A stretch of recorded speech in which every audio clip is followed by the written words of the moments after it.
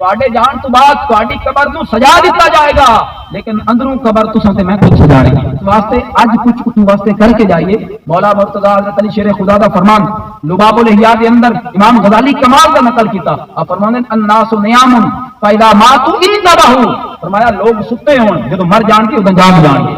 کیوں نہ ہوئے کہ مرن تو بعد جاگنا ہے؟ میرے سنگیو آج جاگ جائیے، یہ حقیقت ہے اور رسمی تقریر نہیں بلکہ حقیقت ہے۔ اور کمال دا جملہ بول کے صدیق کے پاس خلیفہ بلا فصل حضرت سیدنا صدیق اکبر جملہ بولیا، آپ نے فرمایا یاد رکھو من دخل القبر بلا زاد فقد راکب البحر بلا سفینہ، فرمایا جڑا قبر دے اندر بغیر نیک اعمال کیتے گیا گویا کہ اس طرح جی میں بغیر کشتی دے سمندر وچ گیا ہے، جی میں بغیر کشتی دے سمندر وچ بندہ جاوے تے میرے یارو بندہ ڈوب جاندا ہے، اسی طرح بغیر عملاں دے قبر وچ جاواں گے تو بڑا مسئلہ بن جائے گا۔ اج غور فکر کریے۔